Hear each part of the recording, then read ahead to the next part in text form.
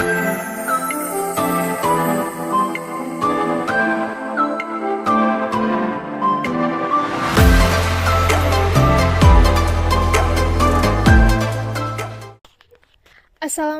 warahmatullahi wabarakatuh. Selamat datang dalam video pembelajaran tentang memahami etnometodologi dalam penelitian sosial. Etnometodologi adalah pendekatan unik yang mengungkap bagaimana manusia menciptakan tatanan sosial dalam kehidupan sehari-hari. Berbeda dengan pendekatan sosiologi tradisional, etnometodologi berfokus pada interaksi mikro yang sering luput dari perhatian. Mari kita pelajari bersama bagaimana metode ini dapat menguak dimensi tersembunyi dari realitas sosial kita. Analisis teknik etnometodologi yang mendalam. Etnometodologi merupakan pendekatan teoritis dan metodologis dalam sosiologi yang dikembangkan oleh Harold Garfinkel pada 1960-an. Berbeda dengan pendekatan sosiologi tradisional yang berfokus pada struktur sosial makro, etnometodologi menekankan pada proses mikro tentang bagaimana individu menciptakan dan mempertahankan tatanan sosial dalam kehidupan sehari-hari.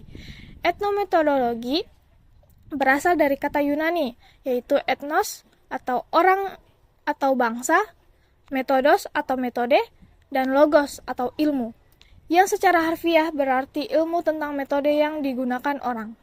Konsep dasar etnometodologi. Yang pertama, indeksikalitas atau indexicality.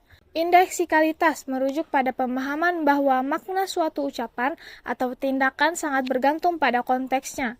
Kata-kata dan tindakan memiliki makna indeksikal yang hanya dapat dipahami sepenuhnya jika kita mengetahui konteks spesifik penggunaannya. Misalnya, ungkapan seperti di sini, sekarang, atau itu memerlukan konteks untuk dapat diinterpretasikan secara akurat. Yang kedua, refleksivitas atau reflexivity. Refleksivitas dalam etnometodologi mengacu pada proses di mana tindakan dan percakapan tidak hanya menggambarkan, tetapi juga menciptakan realitas sosial. Refleksivitas dalam etnometodologi mengacu pada proses di mana tindakan dan percakapan tidak hanya menggambarkan, tetapi juga menciptakan realitas sosial. Ketika kita berbicara tentang realitas sosial, kita secara simultan juga membentuk realitas tersebut. Ini merupakan proses dua arah yang terus-menerus di mana makna dan tatanan sosial diciptakan melalui interaksi. Yang ketiga, penjelasan praktis atau accountability. Konsep penjelasan praktis dalam etnometodologi berkaitan dengan bagaimana individu menjelaskan tindakan mereka agar masuk akal bagi orang lain. Orang terus-menerus menjelaskan tindakan mereka baik secara eksplisit maupun implisit untuk menunjukkan bahwa mereka berperilaku sesuai dengan norma dan ekspektasi sosial. Yang keempat, metode keanggotaan atau membership methods. Etnometodologi memperhatikan metode keanggotaan yang digunakan individu untuk menunjukkan bahwa mereka adalah anggota kompeten dari suatu kelompok sosial. Ini mencakup pengetahuan tentang bahasa, perilaku, dan praktik yang diterima dalam kelompok tersebut. Teknik analisis dalam etnometodologi. Yang pertama, analisis percakapan atau conversation analysis. Analisis percakapan adalah teknik utama dalam etnometodologi yang dikembangkan oleh Harvey Sachs, Emmanuel Seagoff, dan Gail Jefferson. Teknik ini melibatkan perekaman dan transkripsi percakapan natural yang kemudian dianalisis secara mendetail untuk mengidentifikasi struktur dan pola percakapan. Elemen-elemen dalam analisis percakapan ada yang pertama, itu pengambilan giliran atau turn taking, bagaimana orang mengatur siapa yang berbicara kapan. Yang kedua, pasangan berdekatan atau adjacency pairs atau urutan dua ucapan oleh pembicaraan berbeda, misalnya pertanyaan jawaban. Yang ketiga, perbaikan atau repair, bagaimana peserta percakapan mengatasi kesalahan atau kesalahpahaman. Yang keempat, penyelaan atau interruption, kapan dan bagaimana seseorang menyela pembicaraan lain. Yang kelima, ada diam atau silence, bagaimana jeda dan keheningan berfungsi dalam percakapan.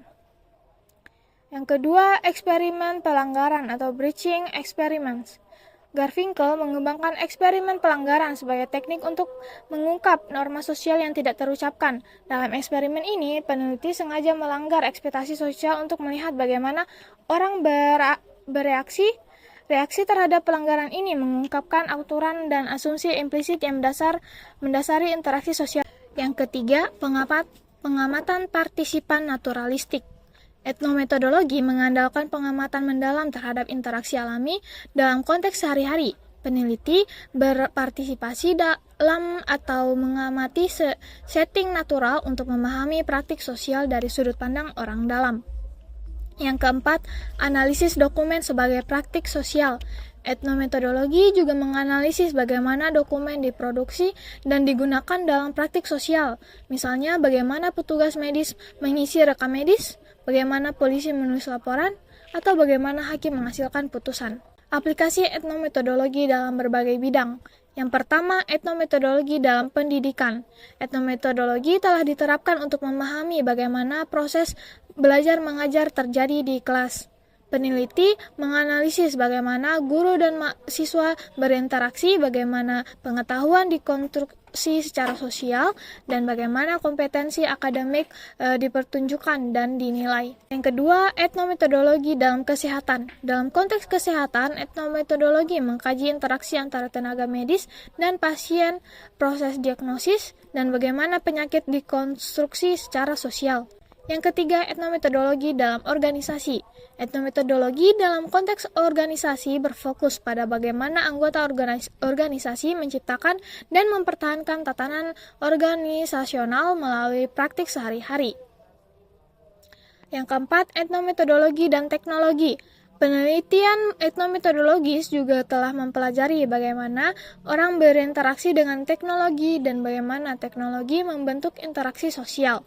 Kekuatan dan keterbatasan etnometodologi. Yang pertama ada kekuatan, yaitu memberikan wawasan mendalam tentang proses sosial mikro, mengungkap asumsi dan aturan tersembunyi dalam interaksi sosial, menekankan perspektif orang dalam dan pengalaman sehari-hari, dan metodologi yang fleksibel dan dapat disesuaikan dengan berbagai konteks. Ada pula keterbatasannya, yaitu fokus mikro dapat mengabaikan struktur sosial makro dan relasi kekuasaan, pengumpulan data intensif dan membutuhkan waktu lama, kesulitan dalam generalisasi temuan, potensi bias peneliti dalam interpretasi. Langkah-langkah melakukan analisis etnometodologis. Yang pertama, identifikasi fenomena sosial, yaitu tentukan aspek interaksi sosial yang ingin diteliti. Yang kedua, pengumpulan data. Rekam interaksi natural melalui audio, video, atau catatan lapangan detail. Yang ketiga, transkripsi. Buat transkripsi detail yang mencakup semua aspek percakapan, termasuk jeda, intonasi, dan perilaku nonverbal. Yang keempat, analisis data. Identifikasi pola, struktur, dan metode yang digunakan peserta untuk menciptakan tatanan sosial. Yang kelima, interpretasi. Jelaskan bagaimana praktik mikro yang diamati berkontribusi pada pemahaman yang lebih luas tentang tatanan sosial. Perkembangan historis etnometodologi. Etnometodologi tidak muncul begitu saja, melainkan berkembang sebagai reaksi terhadap Etnometodologi tidak muncul begitu saja, melainkan berkembang sebagai reaksi terhadap dominasi perspektif fungsionalis dan strukturalis dalam sosiologi pada pertengahan abad ke-20. Garfinkel, yang merupakan murid Talcott Pearson di Harvard, merasa tidak puas dengan penjelasan Pearson tentang tatanan sosial yang cenderung abstrak dan makro. Garfinkel kemudian mengembangkan etnometodologi sebagai pendekatan alternatif yang lebih memperhatikan aspek mikro dan praktis dari kehidupan sosial. Pengaruh fenomenologi. Etnometodologi sangat dipengaruhi oleh tradisi fenomenologi, terutama pemikiran Alfred Schatz atau Schatz. Dari Schatz, Garfinkel mengadopsi gagasan tentang pengetahuan umum dan tipifikasi yang digunakan orang awam dalam kehidupan sehari-hari. Scott berpendapat bahwa dalam kehidupan sehari-hari kita menggunakan berbagai resep dan tipifikasi untuk membuat dunia sosial menjadi dapat diprediksi dan bermakna. Etnometodologi dan interaksionisme simbolik. Meskipun sering dibahas bersama, etnometodologi berbeda dari interaksionisme simbolik. Interaksionisme simbolik berfokus pada bagaimana makna terbentuk melalui interaksi, sedangkan etnometodologi lebih tertarik pada metode praktis yang digunakan orang untuk menciptakan dan mempertahankan realitas sosial. Namun, kedua pendekatan ini sama-sama memberikan perhatian pada dimensi mikro dari kehidupan sosial. Konsep lanjutan dalam etnometodologi. Yang pertama, pertanggungjawaban natural atau natural accountability. Pertanggungjawaban natural merujuk pada kecenderungan alami manusia untuk membuat tindakan mereka dapat dikenali dan dijelaskan kepada orang lain. Setiap tindakan sosial secara inherent dirancang untuk dapat dipertanggungjawabkan, yaitu untuk dapat dikenali sebagai tindakan tertentu yang masuk akal dalam konteks tersebut. Yang kedua, metodisitas atau metodicity. Metodisitas mengacu pada keteraturan dan pola dalam tindakan sosial. Garfinkel berpendapat bahwa interaksi sosial bukanlah acak atau kacau, melainkan sangat terstruktur dan metodis. Orang menggunakan metode yang dapat diidentifikasi untuk menghasilkan dan mengenali tindakan sosial yang bermakna. Yang ketiga, tindakan situasional atau situated action. Konsep tindakan situasional menekankan bahwa tindakan sosial selalu terikat pada konteks spesifik. Menurut etnometodologi, tidak ada peraturan sosial abstrak yang dapat diterapkan secara universal. Sebaliknya, aturan selalu diinterpretasikan dan diterapkan dalam konteks situasional tertentu. Yang keempat, penalaran praktis atau practical reasoning. Penalaran praktis adalah proses kognitif yang digunakan orang untuk memahami dan menavigasi dunia sosial. Ini mencakup kemampuan untuk mengenali pola, membuat inferensi, dan menafsirkan tindakan orang lain dalam konteks praktis kehidupan sehari-hari. Metode penelitian etnometodologi lanjutan. Yang pertama, analisis kategori keanggotaan atau membership categorization analysis. Dikembangkan oleh Harvey Sachs.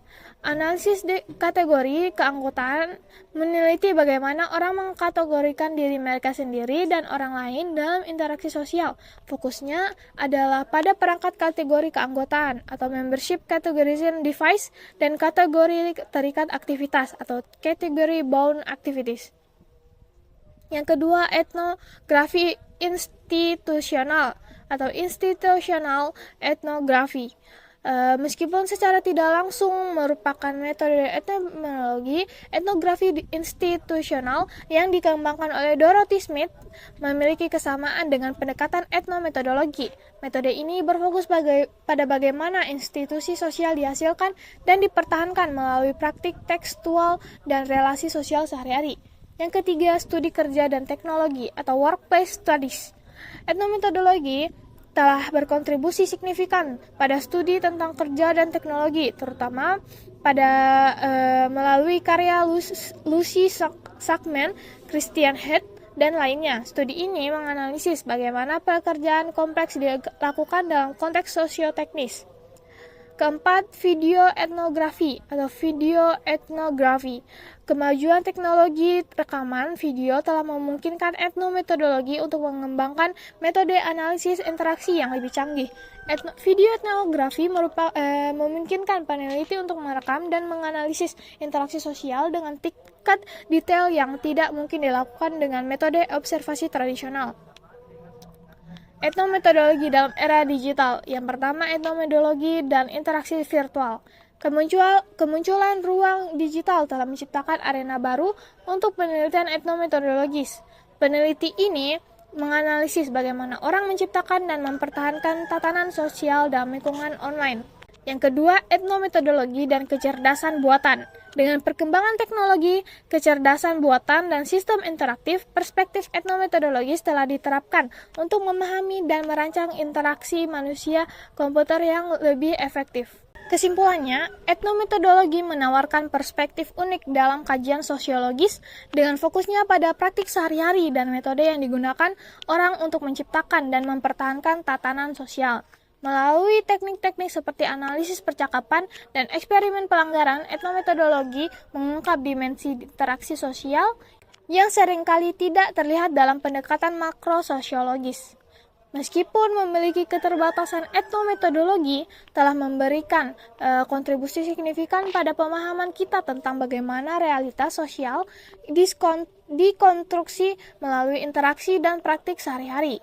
Meskipun dikembangkan lebih dari setengah abad yang lalu, etnometodologi terus menawarkan wawasan berharga tentang cara kerja kehidupan sosial, dengan fokusnya pada praktik konkret dan metode yang digunakan orang untuk menciptakan dan mempertahankan tatanan sosial.